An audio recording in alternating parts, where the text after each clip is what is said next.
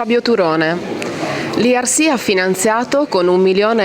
di euro un progetto Frontiers per portare i giornalisti scientifici nei laboratori e nelle istituzioni scientifiche. Perché?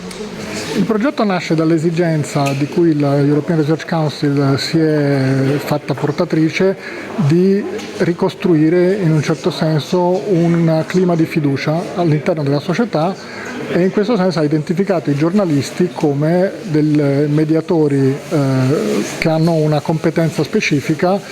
e nell'immaginare questo progetto si è resa conto che c'era bisogno anche di garantire assolutamente la loro indipendenza. Quindi l'idea è quella di offrire a giornalisti scientifici di qualunque parte d'Europa una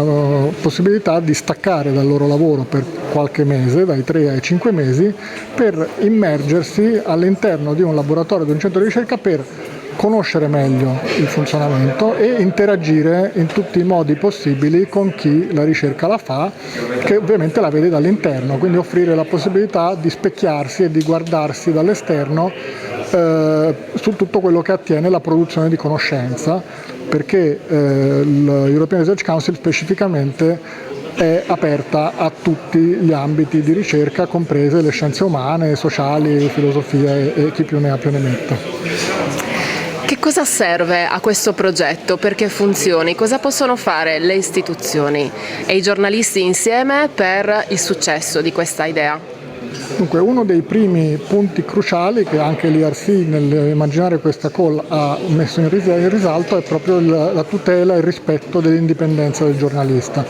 che quindi non deve essere visto come uno strumento di autopromozione o di promozione, ma è visto come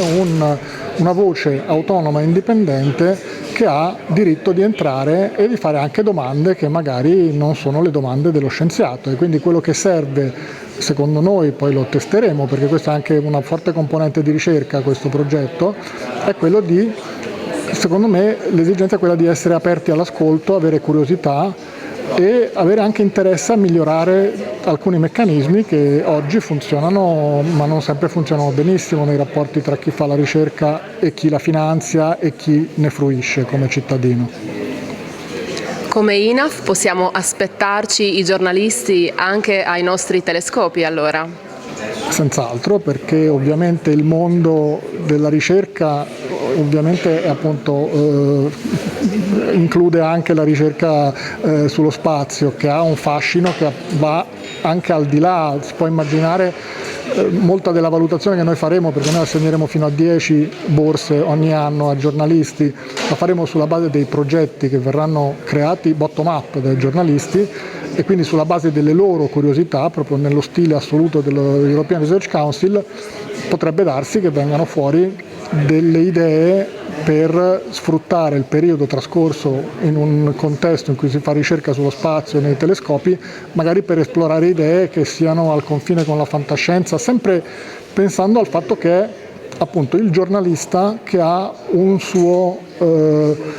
sua esigenza di imparare cose, una sua esigenza di confrontarsi, una sua esigenza di farsi anche portatore nella società con il suo modo di vedere il mondo, con le sue parole, con le sue emozioni,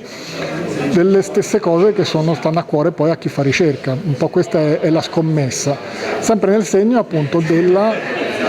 visione nuova del giornalista, che deve essere considerato alla pari di chi fa ricerca e accolto con sufficiente appunto curiosità e volontà di mettersi in gioco. Cosa bisogna fare per partecipare, sia come istituzioni scientifiche che come giornalisti allora? Adesso a giorni, all'inizio di dicembre, il progetto Frontiers, che ha un sito internet che è frontiers.media, aprirà la prima call e comincerà a raccogliere anche manifestazioni di interesse da parte delle istituzioni di ricerca a ospitare un giornalista. Noi abbiamo definito delle regole iniziali che appunto sono ispirate ai principi che dicevamo prima, in cui si richiede alle istituzioni di ricerca di offrire un posto accogliente per il giornalista e raccontare che tipo di ricerca si fa. Dalla parte loro i giornalisti sono incoraggiati a pensare a un progetto che può essere appunto in co-creazione, come si dice oggi, con l'istituzione che hanno individuato, per giustificare il fatto che vogliono staccare dalla loro